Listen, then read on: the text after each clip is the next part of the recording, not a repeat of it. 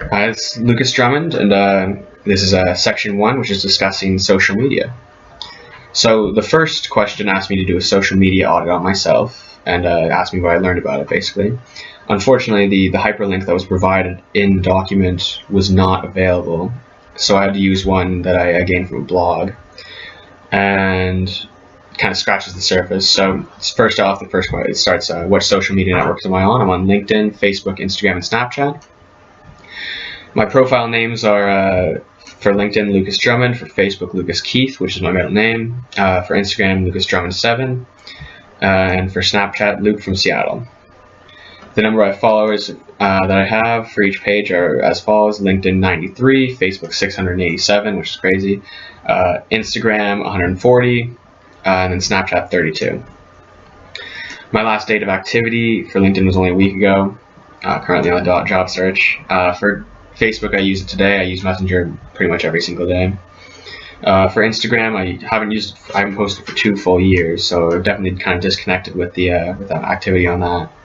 And for Snapchat, I use it today. It's a daily account for me. So why am I using this social media account? Personally, I use LinkedIn for business. Trying to get a job, so. Facebook, I use to stay connected with people that I've met around the world, and I also use it a lot for connecting with people for school and extracurricular projects. It's very useful in that way, because everyone has them.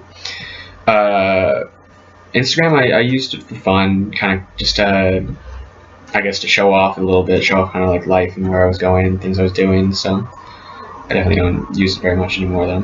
For Snapchat, it's just for fun, and to stay connected, to keep like easy breezy conversation with people who I just don't get to see very often, so it's good. And they have great Snapchat groups, which are fun to pile a bunch of friends into.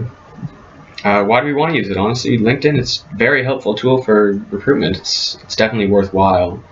Anyone in business should have at least invested time to build themselves a basic LinkedIn profile. For Facebook, like I said earlier, everyone's on it. There's 2 billion users. It's easy to stay connected with people. It's a very useful, like, well-designed program. For Instagram, people want to show off their lives. It's people want to brag a little bit. There's nothing wrong with that. And for Snapchat, it's really quite addictive and it's fun. There's good reason why it's been so successful. So as for my goals with this, my goals for the social media platforms, for LinkedIn, it's to obtain employment. For Facebook, it's to stay in contact with my friends all over the world. For Instagram, it's to show off life and see my friends' lives. And for Snapchat, it's to share strange and comical moments with my friends, to have enjoyment, just enjoy it really, So what I learned really is that I'm much more devoted to Facebook than other social media, which I guess I knew already, but just thinking about it, I don't know if I'd be able to really deal with the consequences of getting rid of it, even in light of the scandal that they've been dealing with, which is pretty bizarre. So for the next question, they asked me to take a deep dive into my profile, privacy settings. My privacy settings are very high on Facebook. I only allow friends to see posts and people that can access my profile only if they know me. On top of that, I use my middle name as a placeholder for my last name, which is a pretty common method that a lot of people my age use, just to make it more difficult to access it for people that I just don't want to find my page. Generally, if I want somebody to see my page, I'll find them. I set these standards years ago, and I'm perfectly satisfied with the results. Next question: how does social media affect privacy? Honestly, in the era of social media, there is no privacy. It's like Cambridge Analytica, I mentioned earlier, the scandal. It's shaking my home country to its foundations. These companies, the government, anyone pretty much that is motivated enough can obtain files and that have information on you that you might not even know about yourself. Like it's a very strange time. And finally, the last question is, what effect can social media have on reputation? Social media can have an intense effect on someone's reputation. The 2 examples that came to my mind immediately was, first, there's teens use social media to kind of change the perception of themselves, maybe make themselves look cooler than they are, look like they do more things than they do, or sometimes they use it in a much darker way to tear down others' reputations with cyberbullying. And the second way is that the rich and famous can use social media to project an image of themselves that they want. They can make vast swaths of the population believe that they're just an absolute saint, or they can screw up and have the entire world hate them. There's a million examples of both, and it's very, very difficult to make the right choices that actually end up with you getting the reaction from people that you want. So thank you very much. That's the end of my discussion number 1.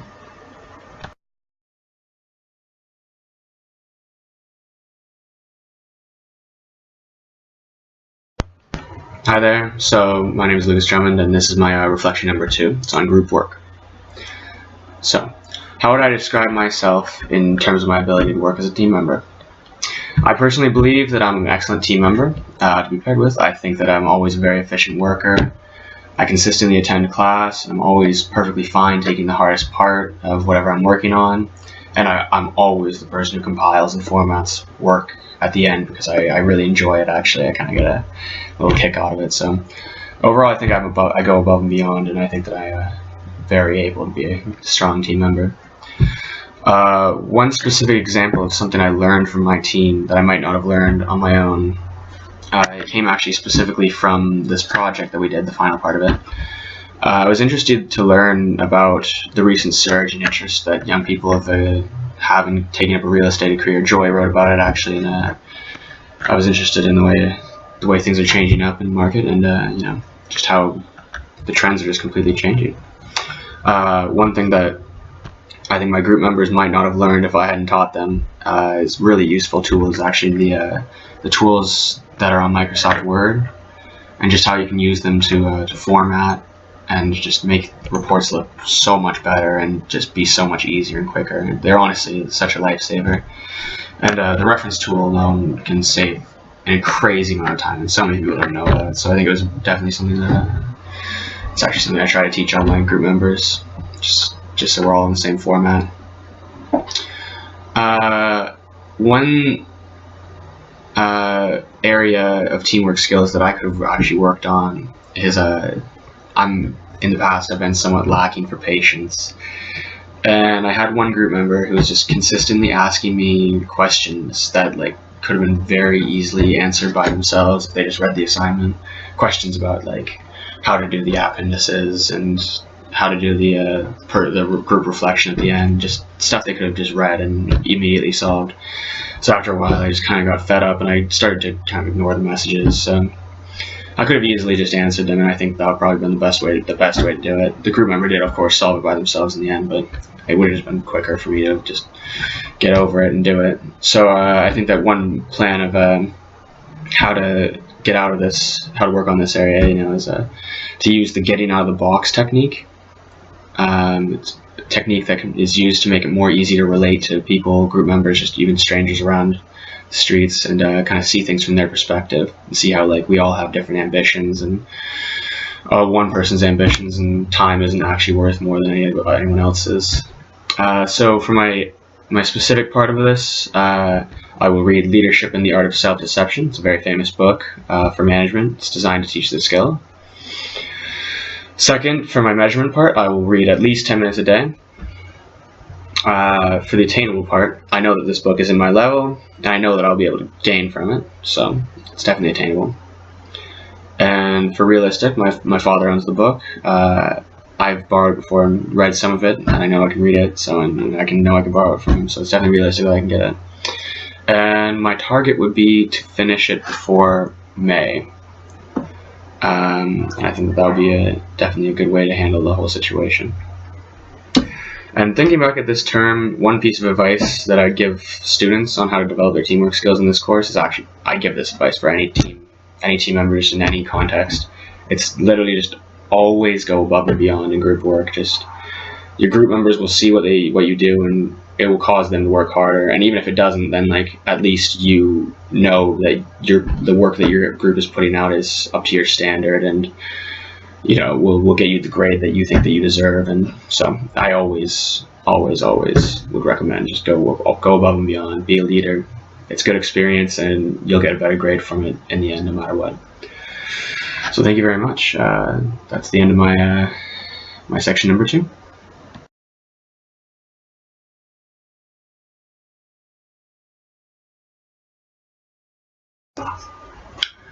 So my name is Lucas Drummond, and this is my discussion number 4. It's about social media and fake news.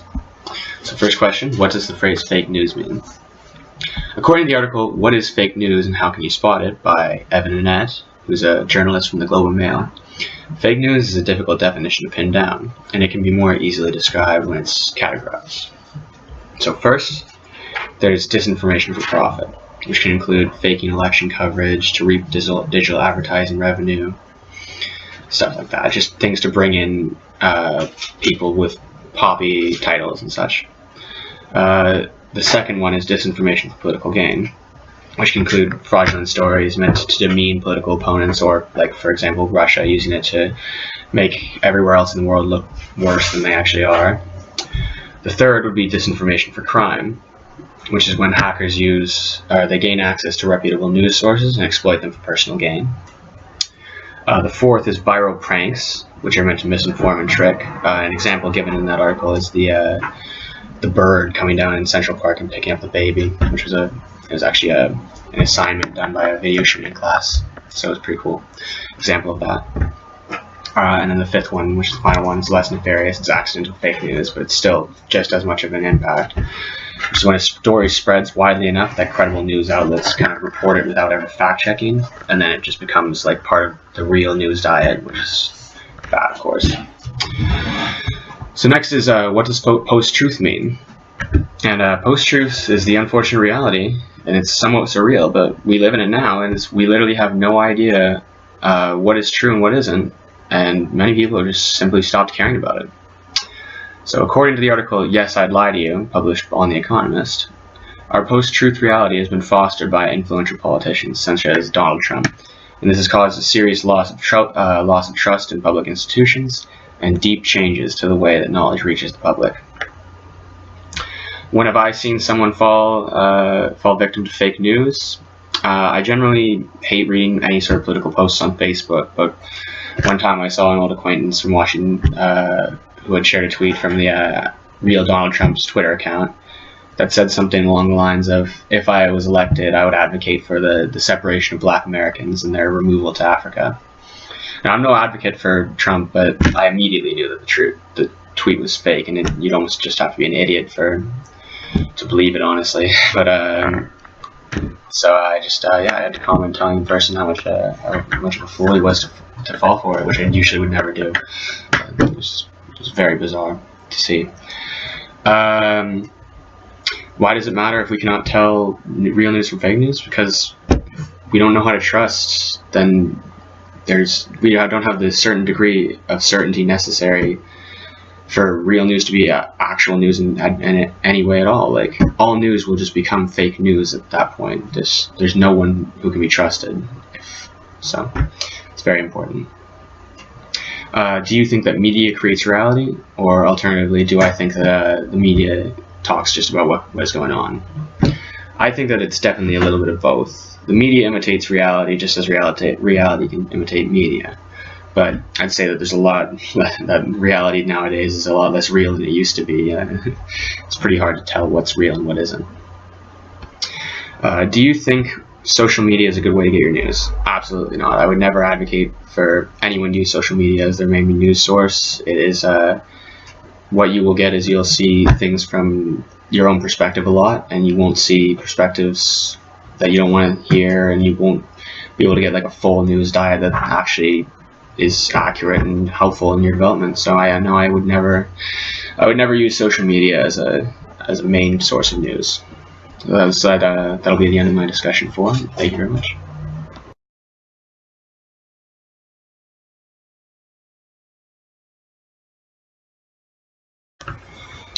Hi, this is Lucas Drummond again. In this section, I'm going to talk about Section 6, which is a personal reflection. So the first question is, as I look over the semester, can I identify an area where I experience personal growth? And honestly, one area that I've been experiencing a lot of personal growth in is my human resources and relationship management skills. I didn't really realize until that I had an interest in being a manager until I was pretty deep in my university career. I switched to management in third year from commerce, and ever since I've been very eager to foster my leadership skills just in any way possible, as much as possible. And this semester was a really critical time for the development of my skills because I had actually a great breadth of opportunity to act as a leader. The primary way I was acting as because I was acting as the president of my fraternity chapter here in Halifax, which gave me absolutely fantastic hands-on experience attempting to motivate and work with people. And I'm just consistently learning more about how to adjust my style to work better with certain different types of people, which can be really difficult. The second way that I developed my management skills is through various group projects I had assigned from various classes this semester. This helped me work on a much more delicate type of leadership where it can be really difficult for parties to agree, and you definitely can't be just too intense about your own opinions. You have to very much compromise and be able to work with others in a different way than as a full, like, more formal leader.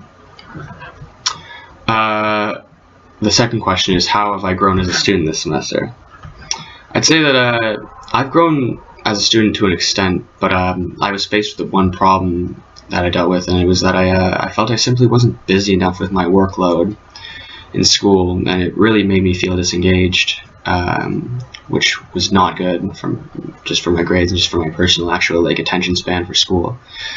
And I know now that I definitely need to have a more focused, rigorous course load in the future to keep myself engaged and keep myself interested. So the next question asks me to reflect on changes in the way I approach my work over the semester, and I gotta say that honestly, I don't think that my approach really has changed this semester, because after 4 years of university, I find that I just kind of have this approach to doing work that's second nature, and it's like a muscle that I've basically trained for years and just works perfectly every time for me, or maybe not perfectly, but it works very effectively, and I really like the way I can do it. The next question is, how did this learning relate to the goals that I have, which are personal, academic, or professional? I think that this learning related to my academic goals of attaining success in my grade point average. I think I did really well in this course, and I think it taught me how I can use these skills to succeed in other courses as well. And I also think that my professional goal of developing marketable skills was definitely achieved by with skills such as business research. I think that's definitely a very critical one that we touched on a lot with this semester. The next question is asking about the problem-based learning approach, which apparently was quite frustrating for some students. My reaction, I thought the problem-based learning assignment was fantastic. I really liked it. It took a few read-throughs. I can understand where the confusion could have come up. The expectations weren't immediately clear, but my group worked diligently at it, and we were able to easily conquer all the challenges presented.